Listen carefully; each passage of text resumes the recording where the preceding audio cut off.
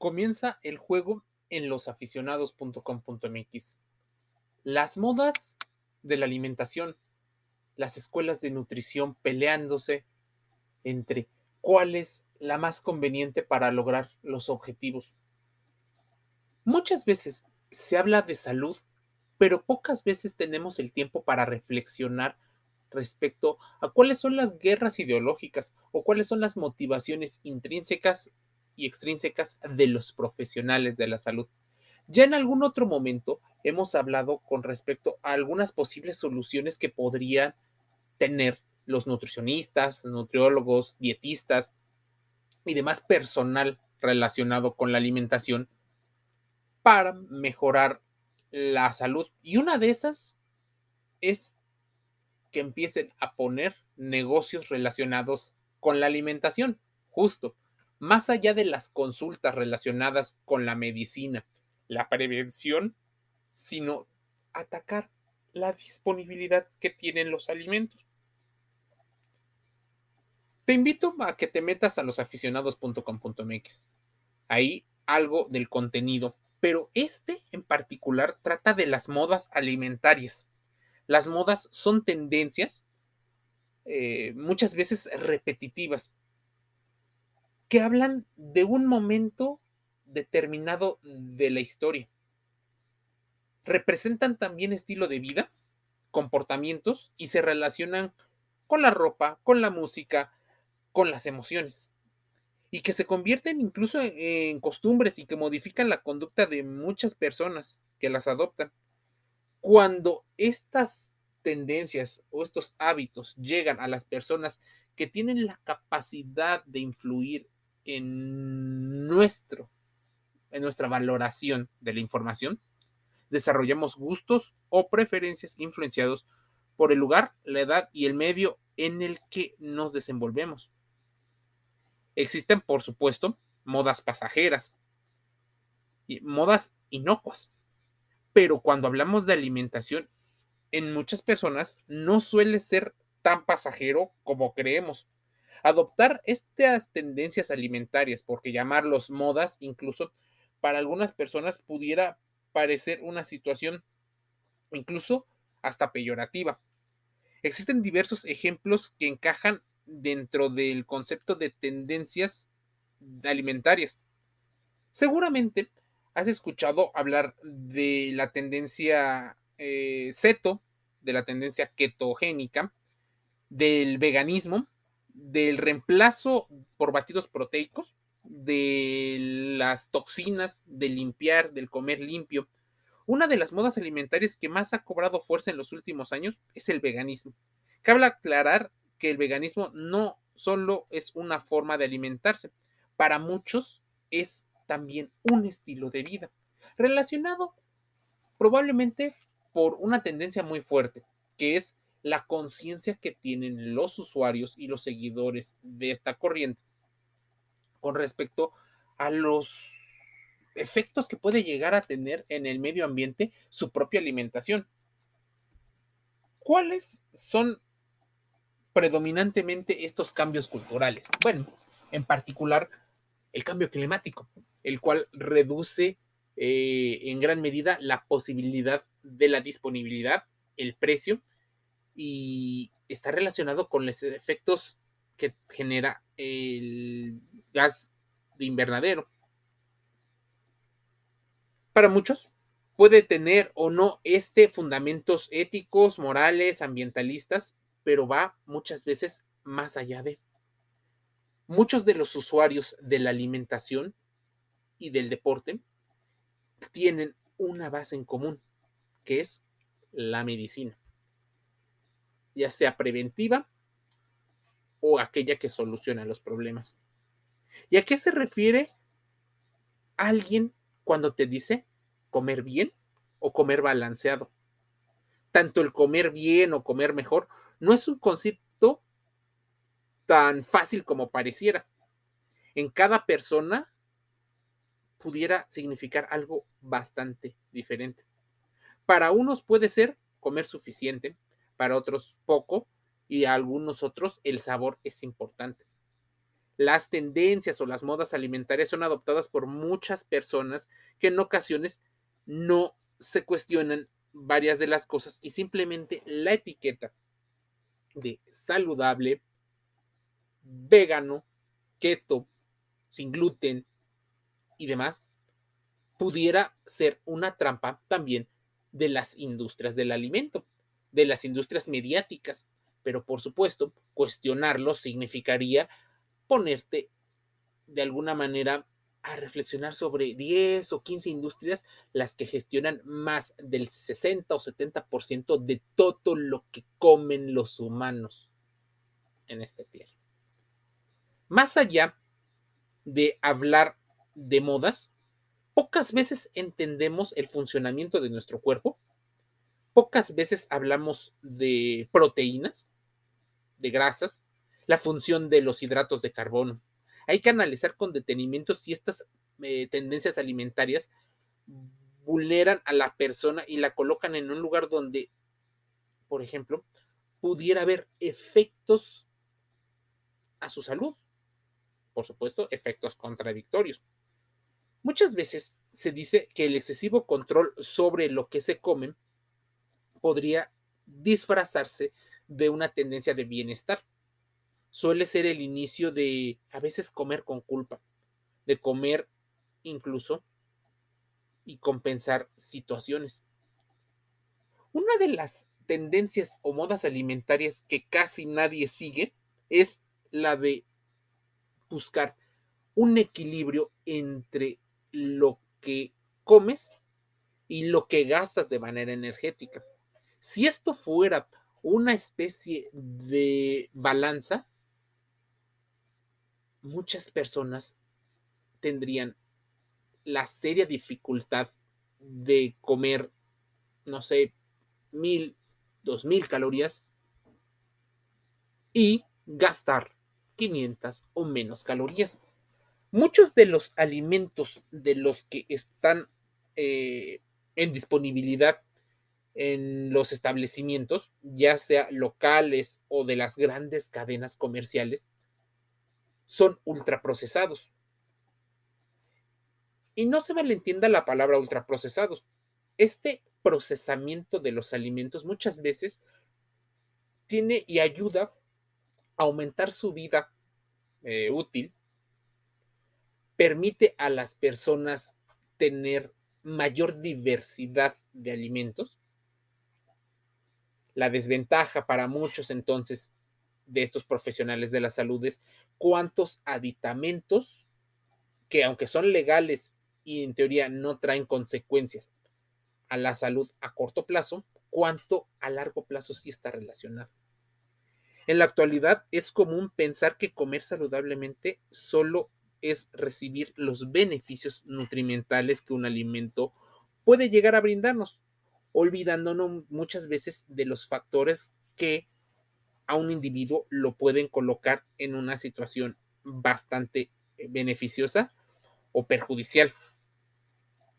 Debemos entender que también las ideologías representan muchísimo de todo esto. Muchos son mitos y varias son leyendas alimentarias que condicionarán nuestros hábitos alimentarios. Ya no solo nuestra capacidad o nuestra eh, eh, capacidad económica, sí. Generalmente muchos proceden de modas que suelen ser cíclicas. En la mayor parte de los casos carecen de evidencia científica y condicionan nuestra forma de comer sin justificación alguna. Muchos de los mitos alimentarios son críticos con determinados grupos de alimentos. Sin embargo, la realidad es que al margen de grupos alimentarios concretos, lo que muchas veces tiene impacto en nuestra salud es el patrón dietético general. Y hablando de patrones dietéticos, a pesar de modas y de tendencias, es el modelo dietético que predomina, que es el mediterráneo en el mundo occidental, uno de los que más evidencia científica acumula en cuanto al impacto positivo o negativo de la salud. Tal vez porque está en Occidente, tal vez porque es apoyado por grandes corporaciones de investigaciones. Existe actualmente una tendencia de, por ejemplo, de notar o de quitar lácteos, pero la fuerza de la evidencia científica actual relaciona su consumo, incluso en sus versiones más enteras, con una reducción del riesgo de enfermedades metabólicas y cardiovasculares. Tampoco es cierto que el consumo de lácteos se relacione con un incremento del riesgo de otras patologías, y ahí hablaríamos de múltiples estudios que requieren información, pero que esa información no llega porque no está patrocinada por los grandes corporativos. ¿Tú crees que una empresa relacionada con los lácteos estará altamente interesada en que se reduzca su consumo de sus productos principales? Por supuesto que no. ¿Tú crees que una empresa dedicada a las bebidas energetizantes o a las bebidas azucaradas estaría interesado en que se hagan estudios en contra o que demuestren de manera científica el posible impacto que tienen en la salud? Por supuesto que no. Será primordial para estas empresas hacer responsabilidad social, hacer marketing, hablarte de los beneficios, hablarte incluso de marketing. ¿Qué tanto te puede traer la felicidad, la alegría, el estatus? Por supuesto, en estas recompensas a los cerebros y al sistema de recompensas, nuestro cerebro es altamente influenciado por esto. No se puede olvidar el incremento gradual entre la población de las opciones veganas. No es infrecuente que se critique desde el punto de vista nutricional el consumo de productos cárnicos. Sin embargo, la realidad es que estos productos consumidos en ciertas dosis y dentro de un eh, patrón balanceado no tendrían que suponer grandes problemas a nuestra salud, excepto cuando metabólicamente pues existe un problema de absorción o con tendencias a desarrollar ciertas patologías. Pero nadie habla de los estudios que se hacen y nadie se hace estudios relacionados con la capacidad de absorber del sistema del cuerpo humano, de la capacidad que tiene el intestino grueso y otros. Algunos postulados de la llamada dieta evolutiva, con bastantes seguidores, sobre todo en el mundo del deporte, consideran que los cereales, incluso los cereales de grano entero y las legumbres, son grupos de alimentos a los que no estamos adaptados evolutivamente y por ello muchos no lo consumen de gran manera. Pero hay una evidencia científica, por su lado, que hablan de que la dieta de legumbres y cereales de grano entero suponen una serie de importantes beneficios fisiológicos en nuestro organismo. Muchas veces te preguntas, ¿y entonces qué ocurre? ¿A quién le hago caso?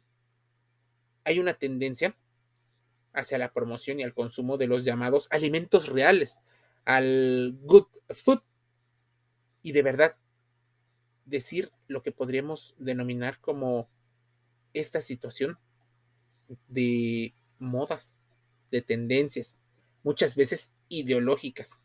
Existe también una tendencia a exigir por parte del consumidor y elegir alimentos libres, pero imagínense, queremos que estén libres de lactosa, libres de gluten, libres de un montón de componentes. Entonces, aquí te preguntarías, ¿qué tanto pudiera funcionar? ¿Cómo es que quitándole tantas y tantas cosas pudieran ser beneficiosos para nuestra salud? El riesgo de seguir modas alimentarias sin saber la ciencia, salvo mitos alimentarios que eliminan muchos grupos alimentarios, dietas milagro, por ejemplo, muy agresivas, y patrones dietéticos que se alojan no solo ya de la ciencia, sino también del sentido común. La mayor parte de las modas dietéticas actuales y mitos más extendidos no suponen un riesgo vital a corto plazo, pero muchas veces afectan la salud a largo. Pueden y a veces son bastante restrictivas. Entonces existen los nutriólogos, los nutricionistas y todos los relacionados a este mundo que utilizan la palabra marketing, le cambian el significado a las palabras y te dicen, por ejemplo, que ellos te van a ayudar a tener una mejor alimentación sin tantas restricciones. Pero por supuesto, debes de considerar que tal vez existen 4 o 5 pilares de la salud y uno de ellos, por supuesto, es la alimentación. El otro es el nivel de actividad física, deportiva y recreativa que llegues a realizar, porque de algún lado se tiene que consumir la actividad, incluso relacionada con tus actividades diarias, incluso tal vez las del trabajo. También el descanso. Casi nadie descansa, tanto el cerebro como la parte física, la parte donde te duermes, la parte donde no viene una situación de hiperestimulación auditiva o visual. Y por supuesto, las emociones. El gran campo en el que todo mundo batalla por conseguir el dinero y la supervivencia utilizando unas tendencias ideológicas que nos beneficien. Por supuesto, los hábitos alimentarios y sus orígenes podrían ser parte de un otro contenido. Existen ventajas nutricionales de los hábitos alimentarios. Existen tabús también alimentarios. Numerosos hábitos y costumbres alimentarios son inadecuadas desde el punto de vista nutricional. Algunas prácticas son el resultado de percepciones tradicionales sobre los alimentos que son susceptibles de cambiar por influencia de pueblos, viajes, educación y otros. Un tabú puede existir en un país, en una tribu o en una parte, pero en otro no. Algunas costumbres y tabús tienen orígenes conocidos y bastante comprensibles, aunque los motivos originales quizás no se conozcan en la actualidad. Muchos tabús se relacionan con el consumo de alimentos ricos en ciertas situaciones y por eso se siguen consumiendo.